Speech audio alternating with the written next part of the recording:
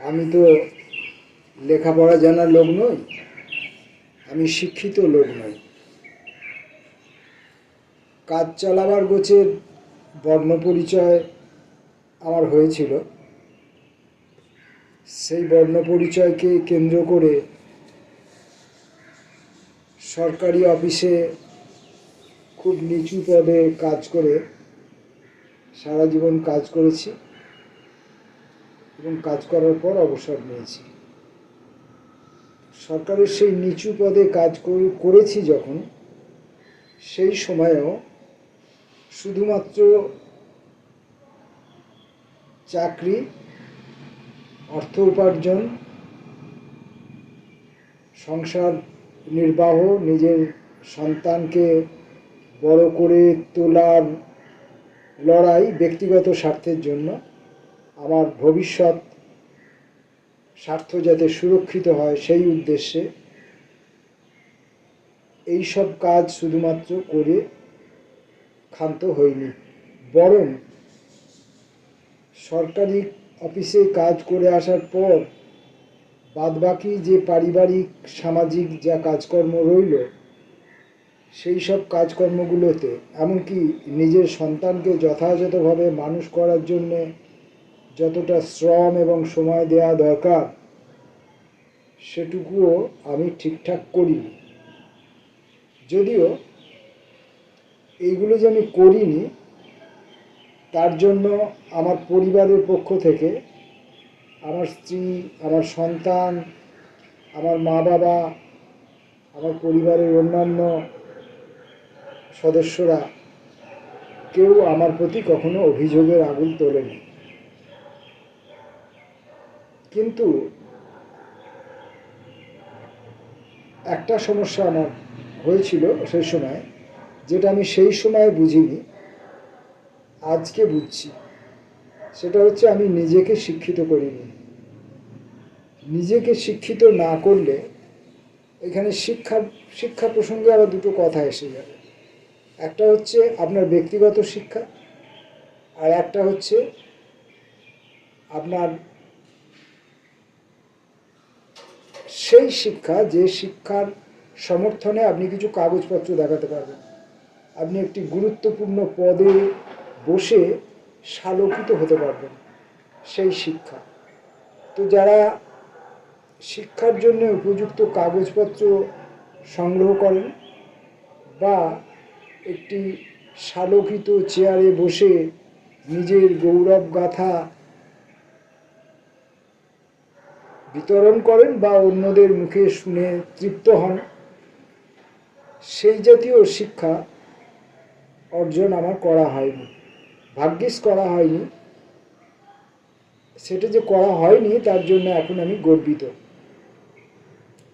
এখন আমি দেখতে পাচ্ছি যে সেই সমস্ত শিক্ষিত লোকেরা, যাদেরকে বলা হয় একাডেমিক কোয়ালিফাইড ব্যক্তি, যত বেশি একাডেমিক কোয়ালিফাইড ব্যক্তি আমি এই মুহূর্তে দেখতে পাচ্ছি, তারা তত বেশি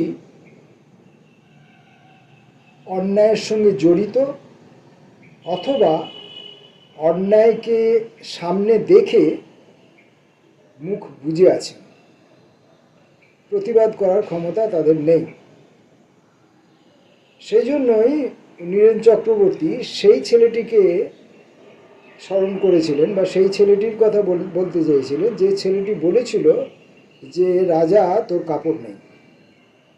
এখন সেই জাতীয় ছেলে জোগাড় আপনি পাবেন কোত্থেকে, কোথায় পাবেন? কারণ এখন সমস্ত ছেলেকে একাডেমিক শিক্ষায় শিক্ষিত করে তোলার জন্য সাধারণ মানের আমাদের যে বাংলা মাধ্যম স্কুলগুলো, যেখানে কিছুমাত্র নৈতিক শিক্ষারও ব্যবস্থা থাকতো, নৈতিক এবং সামাজিক শিক্ষারও ব্যবস্থা থাকতো, দেশ, সমাজ, আপন জাতি,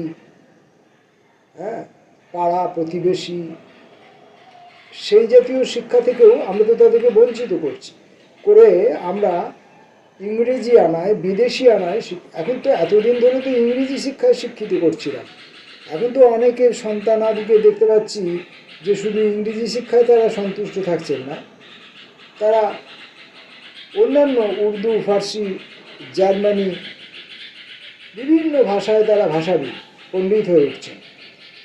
এখন মুশকিলটা হচ্ছে যে এই যে একাডেমিক শিক্ষায় শিক্ষিত লোকজনেদের নিয়ে সমস্যাটা কী? সমস্যাটা হচ্ছে যে প্রথম কথা, এরা একটা গুরুত্বপূর্ণ পদ দখল করে থাকেন। যে গুরুত্বপূর্ণ পদটা দখল করে থাকেন তার জন্যে তাদের বেশ কিছু বেতন দিতে হয় সরকারকে। আর ওই বেতনের টাকাটা আসে কোত্থেকে না, সাধারণ এবং নিম্নবিত্ত মানুষের কষ্টার্জিত অর্থের থেকে অর্জিত যে কর, যে ট্যাক্স, যেটা দেশের উন্নয়নের জন্যে, দেশ মানে মানুষের, সমগ্র মানুষের উন্নয়নের জন্য যেটা ব্যয় করার কথা, সেটা ওই উচ্চপদস্থ কিছু মানুষকে, যাদেরকে লক্ষাধিক বললে এখন ঠিক বোঝানো যায় না, লক্ষের লক্ষাধিক টাকা দিয়ে, বেতন দিয়ে, বিভিন্ন রকমের সরকারি সুযোগ সুবিধা দিয়ে, সরকারি বাংলো দিয়ে, গাড়ি দিয়ে, বিবিধ রকমভাবে, এবং তার চেয়েও বড় কথা, সেই সমস্ত পদে বসে বিভিন্ন রকম অন্যায় করবার সুবিধাও পাওয়া যায়। সেটাও এক ধরনের উৎকোচ গ্রহণ বা যাই বলুন না কেন, সেই সমস্ত সুযোগ সুবিধাও তারা পেয়ে থাকেন। এবং সেগুলোও কিন্তু এই সাধারণ মধ্যবিত্ত মানুষ থেকে নিম্নবিত্ত মানুষের পকেট থেকে টাকাটা যায়। উচ্চবিত্ত মানুষের কথা আমি বলছি না কেন, উচ্চবিত্ত মানুষ কি ট্যাক্স দেন না? হ্যাঁ, দেন, হয়তো দেন, উচ্চবিত্ত মানুষরাও ট্যাক্স দেন, কিন্তু তারা যতটা উপার্জন করেন ততটা তারা ট্যাক্স দেন না। প্রথম কথা, কারণ তারা সেটাকে ট্যাক্সেবল দেখান না। অনেক পদের লোক আছেন, আপনারা জানেন, আমাদের সমাজে বিভিন্ন জায়গায় যারা মানুষের সেবার নামে তথাকথিতভাবে যাদের প্রফেশনগুলি চলে, তারা যে মানুষের কাছ থেকে যে পারিশ্রমিক বাবদ যে টাকাটা নেন, তার বিনিময়ে তারা কিন্তু কোনো রিসিট বা বিল তারা দেন না। যেহেতু তারা বিলটা দেন না, সেই হেতু এই টাকাটি তাদের কাছে কিন্তু বৈধ আয় নয়। এই টাকাটার ট্যাক্স তারা অবশ্যই দেন না। কারণ যদি তারা ট্যাক্সটা দিতেন, আমি অনেক ওষুধের দোকানে গিয়েও দেখেছি, ওষুধের দোকানদার বলছেন যে যখন পেশেন্ট বা পেশেন্টের বাড়ির লোক ডাক্তার দেখাবার পর, ওষুধ কেনার পর টাকাটা মেটাতে যাচ্ছে, তখন বলছে ওষুধের দামটা আপনি অনলাইনে দিতে পারেন, কিন্তু ডাক্তারের ভিজিটটা আপনাকে ক্যাশে দিতে হবে। কেন অনলাইনে দেওয়া যাবে না কেন? ওখানে তো ডাক্তারের অ্যাকাউন্টে টাকাটা ঢোকাবার একটা ব্যবস্থা রাখা যেতে পারত, যেখানে ডাক্তারের টাকাটা তার অ্যাকাউন্টে ঢুকতো, ডাক্তারের ফিজটা, এবং সেটা অটোমেটিক্যালি ব্যাংকের হিসাবের মধ্যে চলে আসতো এবং সরকারের ট্যাক্সের মধ্যে চলে আসতো। তাহলে এখানে কি কিছু একটা গড়বড় আছে? নিশ্চয়ই কিছু একটা ব্যাপার আছে, কিছু একটা সুযোগ সুবিধার ব্যাপার আছে। সেটা যারা এই বিষয়ে দক্ষ তারা খোঁজ খবর নিয়ে দেখেন কি না জানি না আমি। আরও অনেক বিভিন্ন পেশার মানুষ আছে, আমি দেখেছি বিচারালয়ে এই ধরনের মানুষ আছেন যারা বিচার ব্যবস্থার সঙ্গে জড়িত। তারা যে মানুষকে পরামর্শ দেওয়ার বিনিময়ে যে অর্থ নেন, বা আপনি এই যে দোকান বাজারে যে মুদির দোকানই বলুন, বড় বড় যে সমস্ত বিভিন্ন রকমের দোকান আছে, সেগুলো কিভাবে তারা ট্যাক্সেবল করেন? এবং সরকার যখন প্রত্যেকটা পণ্যের উপর ট্যাক্স বাড়াচ্ছে, সেই সমস্ত ট্যাক্স কিন্তু যে ক্রেতা তার ঘাট থেকে আদায় করা হচ্ছে, কিন্তু সেই ব্যবসাদার যিনি ব্যবসা বাবদ যে টাকাটা উপার্জন করলেন, সেটাই তো তার ইনকাম ট্যাক্স। সেই ইনকাম ট্যাক্সটা কি তিনি সম্পূর্ণ রূপে দেখান? যদি দেখাতেন তাহলে তারা সম্পূর্ণ টাকাটাই যাতে অ্যাকাউন্টেবল হয় সেইভাবেই টাকাটা নেবার একটা ব্যবস্থা রাখা উচিত ছিল। গুটি কত হাতে গোনা ব্যবসাদার থাকতে পারে, দোকানদার থাকতে পারে, তারা হয়তো ব্যবস্থা রাখেন বা পার্টলি রাখেন, সম্পূর্ণ হয়তো রাখেন না, পার্টলি রাখেন, কিছু তো দেয়নি। কিন্তু সেটাও আমার মুখ্য বক্তব্য না। আমার মুখ্য বক্তব্য হচ্ছে যে তারা তাদের যে ট্যাক্সের টাকা, সেই টাকাটা যে এইভাবে অপব্যয় করছে সরকার বিভিন্ন ক্ষেত্রে, তাতে তাদের খুব একটা গায়ে লাগছে না, কারণ তারা টাকাটা আবার অন্য পথে তাদের উপার্জনটা বাড়িয়ে নেবার তাদের একটা সুযোগ আছে। কিন্তু একজন সরকারি কর্মচারী, তিনি মধ্যম মানের কর্মচারী, যার কোনো রকমভাবে ওই মাইনেটুকু ব্যতীত অন্য কোনোভাবে অর্থ উপার্জনের যার কোনো রাস্তা যার হাতে নেই, বা যিনি একজন বেকার যুবক যুবতী, এখন তো তারাই সংখ্যায় বেশি, বা যারা দিন আনি দিন খাই, যারা রাস্তায় কাজ করে, মাঠে কাজ করে, পাথর ভাঙে, নালা নর্দমায় কাজ করে, তাদের তো কোনো আলাদা উপায় নেই অন্য কোনো জায়গা থেকে এই যে অতিরিক্ত যে তাদের যে অর্জিত টাকাটা, তার যে দাবিটা তাদের রাষ্ট্রের কাছে থাকার কথা, পাওয়ার কথা, সেটা যে পাচ্ছে না, সেই দাবিটা রাখারও তাদের আর জায়গা নেই। আর তাদের যে অর্থনৈতিক যে ঘাটতিটা, সেটা পূরণ করে নেবারও জায়গা নেই। উপরন্তু উল্টে হচ্ছে কি না, দেখা যাচ্ছে যে এই সমস্ত শ্রেণীর যারা কর্মচারী, তারা অফিসে কাছারিতেই হোক, স্কুল কলেজেই হোক, বা মাঠে ঘাটেই হোক, তাদেরকে রেগুলার হিসেবে বিবেচ্য করা হচ্ছে না, তাদের সরকারি খাতায় কোনো নাম থাকছে না, এবং শোষণের এক বিচিত্র উপায়ে তাদেরকে 5,000, 7,000, 10,000 এরকমভাবে, আর যারা রাস্তাঘাটে যারা অসংগঠিত শ্রমিক, তাদেরকে যাকে সবচেয়ে সস্তায় পাওয়া যাচ্ছে তাকে কাজে বহাল করা হচ্ছে। যে বেশি দাবি করবে তাকে কাজ দেওয়া হচ্ছে। এমনকি এই গল্পটা আমরা ইয়েতেও দেখতে পাচ্ছি, আমরা ফিল্ম জগতেও এই গল্পটা শুনতে পাচ্ছি, যে সেখানেও রাজনীতির একটা আবহের মধ্যে কিছু লোক কাজ পাচ্ছেন এবং কিছু লোক কাজ পাচ্ছেন না, কিছু লোক কম পয়সায় বিনিময়ে কাজ করতে বাধ্য থাকছেন, কিছু লোক কাজ করে তার উপার্জনে যে ইয়েটা, সেটা তারা পাচ্ছেন না। এইরকম বিভিন্ন রকমভাবে কথাবার্তা তাদের মুখ থেকেই বেরিয়ে আসে, এবং তাদের জীবন কথা থেকেও বেরিয়ে আসে যে এখন তিনি এতদিন ধরে তিনি কোনো কাজ পাননি, রাজনৈতিক কারণে তিনি কাজ পাচ্ছেন না। তো যাই হোক, এই যে সামগ্রিক ব্যাপারটা, টোটাল সমাজের, যদি আমরা 100 জন, সমাজে যদি 100 জন লোক হই, প্রথম 5 জনকে বাদ দিলে বাকি 95 জন লোকের মধ্যে আমরা যারা পড়ি, 95 জন লোকের মধ্যে 50% বেশিরভাগ লোক হচ্ছেন একদমই নিচু বর্গের, মানে অর্থনৈতিকভাবে, সাংস্কৃতিকভাবে, শিক্ষাগতভাবে সব দিক দিয়েই তারা একদমই নিচে।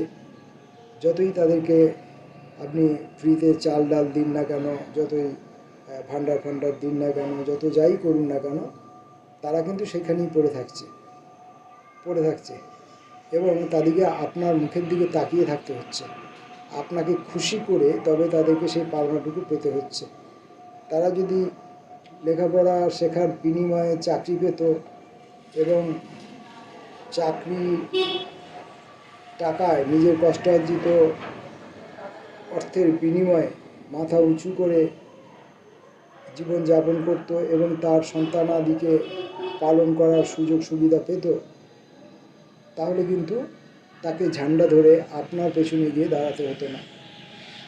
তাই সমস্ত সরকারি ক্ষেত্রগুলোতেই, সেটা কেন্দ্রীয় সরকারি ক্ষেত্রেই হোক, রাজ্য সরকারি ক্ষেত্রেই হোক, সমস্ত সরকারি ক্ষেত্রগুলোতেই দেখা যাচ্ছে যে কর্মচারীর সংখ্যা কমে যাচ্ছে, এবং কর্মচারীদের সুযোগ সুবিধা ক্রমশ সংকুচিত হয়ে যাচ্ছে, কেড়ে নেওয়া হচ্ছে।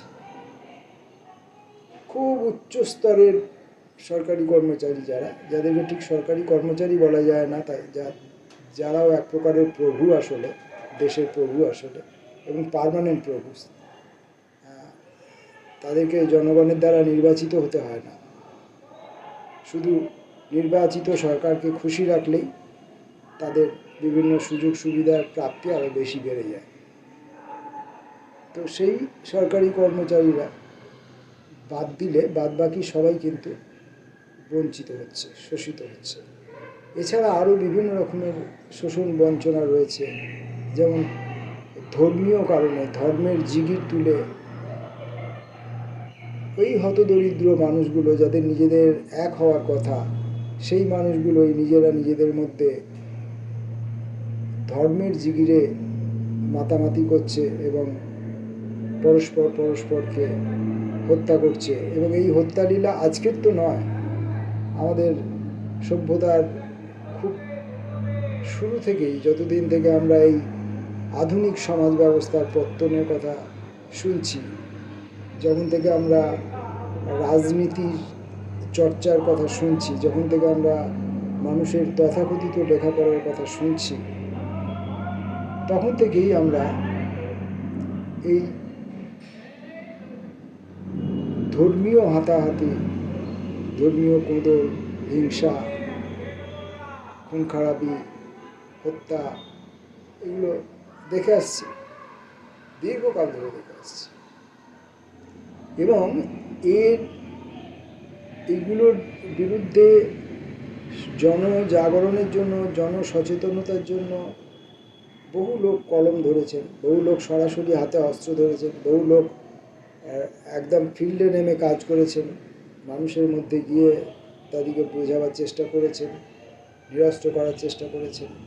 অনেক লোক শহীদ হয়েছেন, অনেক লোক কলম ধরেছেন এবং তাদের লেখালেখির মধ্য দিয়ে, মৌলিক লেখার মধ্য দিয়ে, প্রবন্ধ, গল্প, উপন্যাস, গান, নাটক, নাট্যচর্চার মধ্য দিয়ে মানুষকে জাগরণের বহু রকমের চেষ্টা করা হয়েছে, যেগুলো এখন প্রায় স্তীমিত হয়ে পড়েছে। এটার একটা কারণ হতে পারে যে মানুষের ভেতরের সেই চেতনাটা নষ্ট হয়ে গেছে, আর দ্বিতীয় একটা কারণ হতে পারে যে ওগুলো তো সবই আগে করা হয়েছিল, ওগুলো সব করার পরে যে চেতনা মানুষের মধ্যে জাগানো হলো, সেই চেতনা আজকে তলিয়ে গেল কেন? সেই চেতনা যদি সত্যই জাগরুক হতো, তাহলে তো আজকে দেশের রাজনৈতিক, সামাজিক এবং ধর্মীয় সংস্কৃতির যে পরিস্থিতি, এটা আজকে এই জায়গায় এসে পড়তো না, পৌঁছাতো না। তার মানে তারা যে কাজটা করে গেছেন, তারা যে পরিশ্রমটা করে গেছেন, তাদের যে আত্মত্যাগটা, সেটা পুরোটাই নষ্ট হয়েছে, জলে গেছে। সেটার আমরা কোনো সঠিক ইউটিলাইজ আমরা করিনি, সঠিক সদ্ব্যবহার তার আমরা করিনি। তো বহু জায়গায় খ্যাত বিখ্যাত লোকজনের বিরুদ্ধে বিভিন্ন রকমের অভিযোগ শোনা যায়। আমাদের দেশের সুমন চট্টোপাধ্যায়, তাকে নিয়ে পক্ষে বিপক্ষে বিভিন্ন মানুষ কথা বলেন। আমাদের দেশের অমর্ত্য সেনকে নিয়ে বিভিন্ন মানুষ কথা বলেন, শঙ্খ ঘোষকে নিয়েও বলা হয়েছে। বাংলাদেশে আজকে রেজওয়ানা চৌধুরীকে নিয়ে বলা হচ্ছে। এবং এ দুটো দিকই আছে।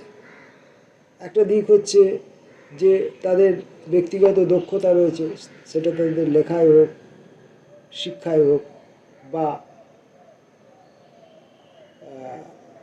সাংস্কৃতিক কাজের গুণপনায় হোক, যে কোনোভাবেই হোক, তাদের যে এই যে দক্ষতাটা রয়েছে, এই দক্ষতাটার বিনিময়ে তারা মানুষের কাছে প্রিয় হয়ে উঠেছেন।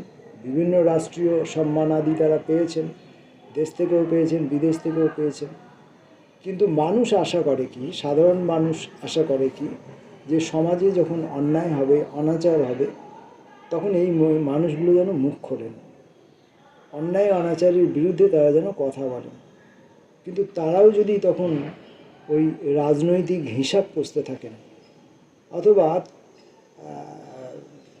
কোনো একটি পক্ষ অবলম্বন করেন, মানে দলীয় পক্ষ আর কি বলতে চাইছি, রাজনৈতিক দলীয় পক্ষ অবলম্বন করে, ন্যায় নীতির বালাই না করে, ন্যায় নীতির বিচার না করে, তাহলে পরে কি হয়, মানুষ হতাশ হয়ে যায়। তখন একজন সত্যিকারের শিক্ষিত মানুষ, একজন সত্যিকারের গুণী মানুষ, তার যা প্রাপ্য সম্মান, সেই প্রাপ্য সম্মান আর তিনি পান না।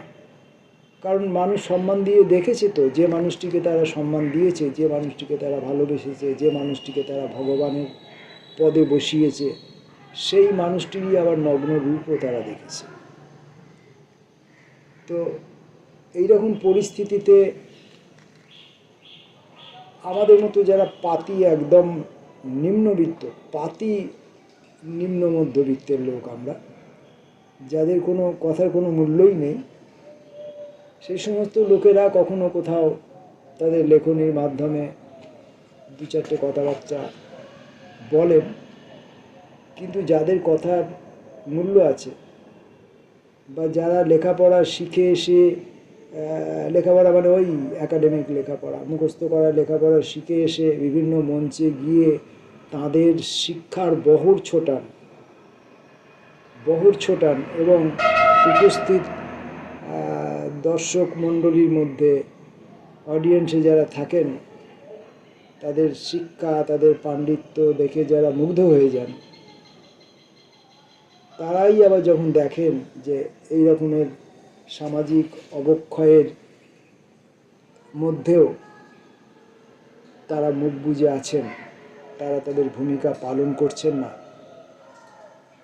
তখন প্রচুর প্রশ্ন জাগে। এবং সেই প্রশ্ন কার কাছে রাখা যাবে? আপাতত আমাদের সামনে এমন কোনো মানুষ, এমন কোনো নেতা, এমন কোনো রাজনৈতিক দল, এমন কোনো সাংস্কৃতিক গোষ্ঠী কাউকেই দেখা যাচ্ছে না যাদেরকে ভরসা করে, যাদের কাছে গিয়ে আমরা এই প্রশ্ন করতে পারবো আর এই প্রশ্নের সঠিক উত্তর পেতে পারবো। বিচ্ছিন্নভাবে, ব্যক্তিগতভাবে অনেক মানুষ প্রতিবাদ করছেন, সেগুলো সংবাদ মাধ্যমে আসছে না। আজকে এই আপনার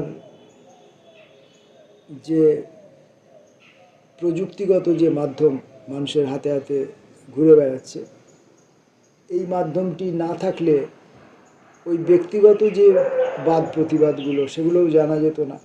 কিভাবে এক জায়গায় একজন মানুষ হিন্দু বলে তার উপর অত্যাচার করা হচ্ছে, কোথায় আরেকজন মানুষ শুধুমাত্র মুসলিম বলে তার উপর অত্যাচার করা হচ্ছে, এগুলোর বাদ প্রতিবাদ করা তো দূরের কথা, এই ঘটনাগুলোই আমাদের নজরে আসতো না। কারণ সংবাদ মাধ্যমগুলো পরিষ্কার কতগুলো রাজনৈতিক দলে বিভক্ত হয়ে পড়েছে। কেউ এই রাজনৈতিক দলের হয়ে কথা বলছে, তো কেউ ওই রাজনৈতিক দলের হয়ে কথা বলছে, আবার কেউ হয়তো পুঁজির হয়ে কথা বলছে। এখন পুঁজি সেই সময়ে যে রাজনৈতিক দলকে বেশি প্রেফার করছে, অর্থাৎ যে রাজনৈতিক দল পুঁজির দালালি করছে বেশি করে, ওই সংবাদ মাধ্যমগুলি সেই দলের হয়ে কথা বলছে, অর্থাৎ পরোক্ষে তারা পুঁজির হয়ে কথা বলছে। তো ফলে নির্ভরযোগ্যতা, বিশ্বাসযোগ্যতা কোথাও নেই। কোনো নেতাকেই এখন আর নেতা বলে বিশ্বাস করবার অবকাশ থাকছে না। মনে হচ্ছে আজ যাকে আমি নেতা বলবো, কাল হয়তো দেখা যাবে সে, পরিষ্কার চোখের সামনে দেখেছি যে এই ভদ্রলোক বামপন্থায় নেতৃত্ব দিতেন, আমাদের শহরে বামপন্থায় নেতৃত্ব দিতেন, আমাদেরকে বিভিন্ন আন্দোলনে ডাকতেন এবং আমাদেরকে ইন্সপায়ার করতেন। পরিষ্কার দেখতে পেলাম যে রাজনৈতিক দলটির বিরুদ্ধে, যাদের কুকর্মের বিরুদ্ধে তিনি এইসব আন্দোলন করতেন বা আমাদেরকে ডাকতেন, তার ডাকে আমরা সাড়া দিয়ে যেতাম, সেই নেতাই, সেই নেতৃস্থানীয় ব্যক্তি সেই রাজনৈতিক দলে, যে রাজনৈতিক দলের বিরুদ্ধে তিনি কর্মকাণ্ড করতেন, সেই রাজনৈতিক দলে গিয়ে ঢুকে গেলেন ব্যক্তিগত স্বার্থের জন্য। তাহলে আমি একটা মানুষকে নেতা হিসেবে কী করে বিশ্বাস করব? আমাদের বিশ্বাস করার কোনো জায়গা নেই। আজ আপনার কথায় বিশ্বাস করে আমি কথা বলবো, কাল দেখা যাবে যে আপনি তো যাদের বিরুদ্ধে আমাকে কথা বলতে বলেছিলেন, আপনি তো তাদের দলের লোক। আর বাস্তবিক কি, যে আমরাও বাস্তবিক মানুষ মানে আমরা যারা মধ্যবিত্ত নিম্নবিত্ত মানুষ, যারা একদম সাধারণ মানের মানুষ, যারা যাদের শুধু জীবনটুকু ছাড়া আর কোনো পুঁজি নেই, সেই সমস্ত মানুষরা কিন্তু অ্যাকচুয়ালি মানুষদের বিরুদ্ধে, কোনো মানুষের বিরুদ্ধেই তারা কিন্তু কথা বলতে চান না। কোনো মানুষের বিরুদ্ধেই কিন্তু তারা কিন্তু মানুষের শত্রু নন। কিন্তু